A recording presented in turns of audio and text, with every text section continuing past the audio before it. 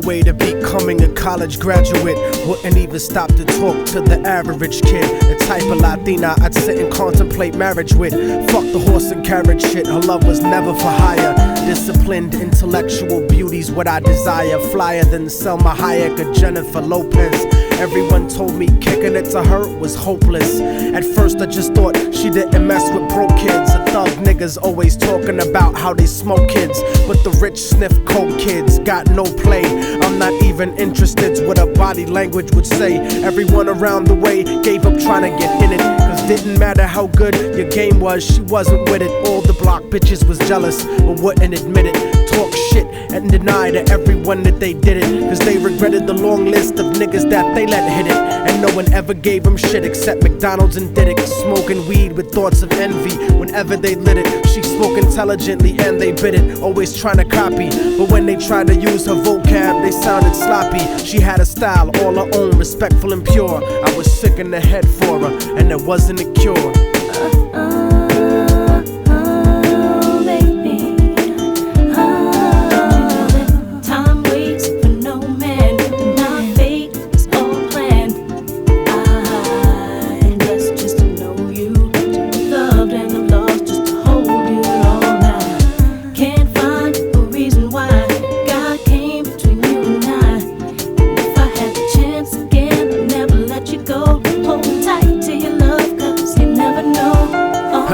Brown and beautiful, yet empty and sad. I used to talk to her occasionally and she was glad that I wasn't just another nigga trying to get in it. So every now and then we'd stop and talk for a minute. I didn't have a gimmick, so the minutes turned to hours. On her birthday, I gave her a poem with flowers.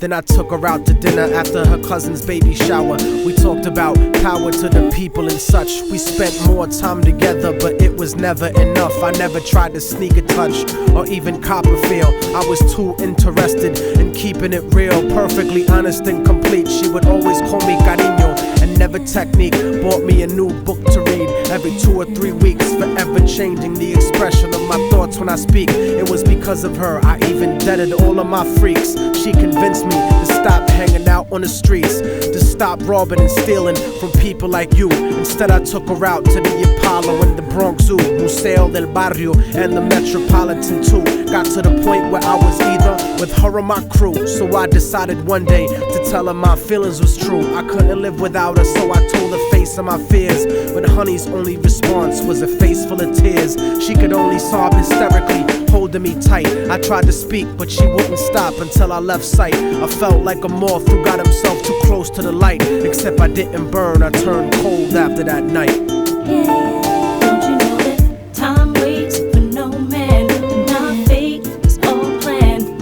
I'm blessed just to know you, to be loved and I'm lost just to hold you all. I can't find a reason why God came between you and I. And if I had the chance again, I'd never let you go. Hold tight to your love, cause you never know. I went on with my life, college and my career. Ended up locked up like an animal for a year, where the COs talk to you like they were the overseer. Then I got sent to the hole when my exit was near.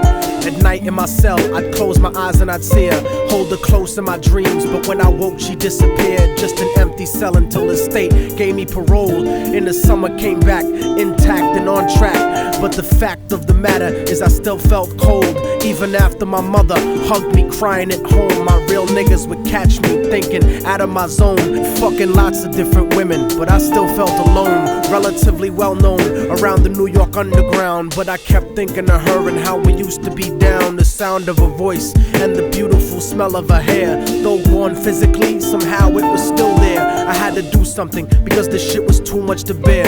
So I went and visited the building where she used to live. The world looks a lot different after you do a bid. Your way of life done changed, while primitive minds are still stuck in the same game. Like her cousin who was on the corner slinging cocaine, stepped in the lobby and tapped the button next to her last name. Her mom buzzed me up and hugged me up like a mother order, but her facial expression changed when I asked about her daughter. For no man, and our fate is all planned. I'm blessed just to know you, to be loved and I'm lost just to hold you all. I can't find a reason why God came between you and I.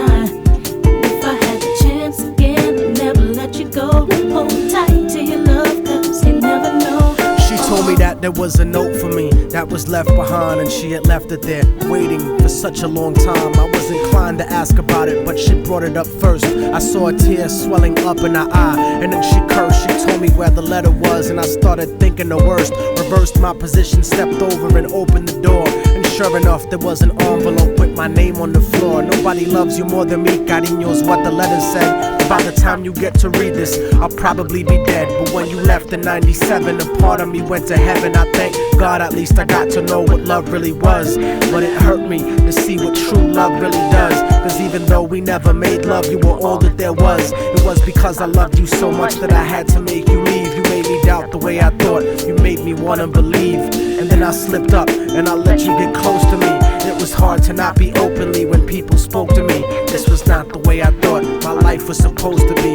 Baby, don't you see? I had a blood transfusion that left me with HIV. Hope didn't exist for me since late in 1993. I died a virgin. I wish I could have given myself to you. I cried in the hospital cause there was no one else but you. Promise that you'll meet me in paradise inevitably. No matter what, I'll keep your love forever with me.